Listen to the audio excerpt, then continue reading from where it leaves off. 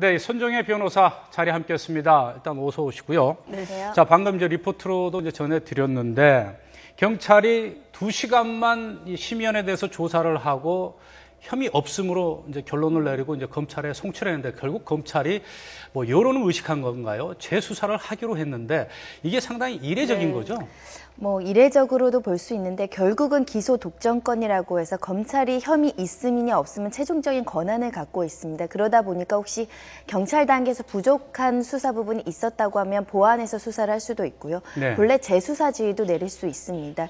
워낙 막강한 사건이고 영향력이 있는 사건이라고 생각하니까 조금이라도 의혹이 있는 부분은 추가적으로 조사를 하는 것이 바람직하고요. 네. 그래서 보강적인 수사를 통해서 혹시 실체 진실이 드러날지를 저희가 지켜봐야 되는 상황입니다. 네. 일단 다시 수사하겠다는 자체도 좀 의지가 있어 보이고 검찰 수사에 투입되는 그 검사들도 보면은 형사 사건들을 많이 했던 베테랑 검사들로 알려져 있지 않습니까? 경찰과는 조금 다른 수사를 할 것이다 이런 기대를 또 할 수도 있을 것 같은데 어떻게 보세요? 그러니까 형사 사건을 많이 했다기보다도 성폭력 전담 검사님들이 이제 들어가야 되는 상황이고요. 예. 가장 중요한 것은 왜 피해자가 진술을 번복했는지고 실체 진실이 번복되기 전 1차 조사 때 성폭력인지 아니면 그 이후에 그 성폭력이 아니라는 진술이 진실인지를 이제 밝혀낼 책무가 검찰에게 있는 건데요. 그럼 송 변호사님 보시기에 경찰 수사에서 가장 미진했던 부분이 어떤 부분이라고 생각하세요? 일단은 그 피해자라고 처음에 고소하는 것이 여성 입장으로 굉장히 부담감이 있습니다. 성폭력이라고 여러 차례의 심리 상담 이런 걸 통해서 고소 과정까지 이르게 됐는데요. 네.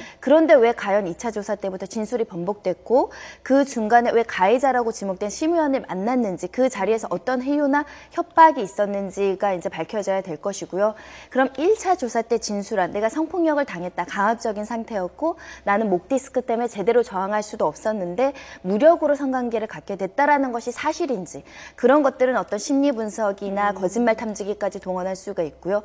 그 전에 두 분 사이에서 어떤 통화 내역이라든지 문자 메시지로 그런 것들이 뒷받침할 수 있는 증거들이 있는지 그리고 한 가지 납득할 수 없는 점은 성폭력이 아니라고 하는데 또 용서를 비하면서 3천만 원의 대가를 이제 지급할 그 가능성이 있다라는 어떤 인터뷰까지 나와 있는 상황이기 때문에 예, 그것을 알고 있는 친구나 이 성폭력 이후에 이것을 같이 상담했던 친구 알려주고 있죠. 예, 그리고 이것을 참고인 조사를 통해서 이런 사실이 실제로 존재를 했는지도 조사를 해야 되고요. 한간에서 이런 3천만 원에 관련해서 어떤 계좌 추적이라든지 이 피해자 보험 설계사기 때문에 혹시 경제적 이익으로 어떤 보험의 이익을 준 것은 아닌가라는 보강적인 수사가 더 진행이 되고 나서야 이것이 혐의가 있는지 없는지를 판단하는 게 적정하지 경찰의 지금 수사만으로도 굉장히 미진하다라는 의견이 있고 그것을 검찰에서 추가적으로 해야 됩니다. 한마디로 할 수 있는 걸 다 해서 혐의 입증을 하려고 노력하지 않았다로 요약할 수 있겠네요. 맞습니다. 경찰 수사 같은 경우. 네.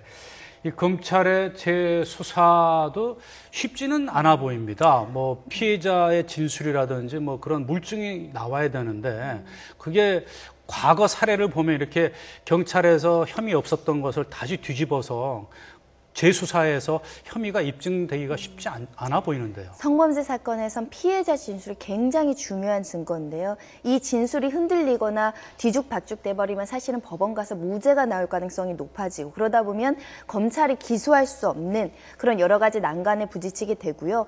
만약에 기소를 할 수 없고 무죄가 나온다고 하더라도 조그만의 가능성, 조그만의 의혹을 해소하기 위해서는 검찰이 열심히 수사를 해야 될 것이고 네. 피해자가 실제로 처음부터 허위 고소를 했는지 아니면 실제로 피해자인데 심경의 변화가 일으켜서 좀 진실을 축소하고 은폐하는 데 협조하고 있는지를 반드시 밝혀야 됩니다. 네. 이 국회 상임위원회가 열리는 평일에 이 성추문에 휩싸인 이 심학봉 의원, 이 형사적으로 어떤 사법 처리가 되든 안 되든 어떤 선출 공무원으로서 이 도의적인 어떤 그 책임에 있어서는 이 벗어나기가 어려울 것 같아 보입니다.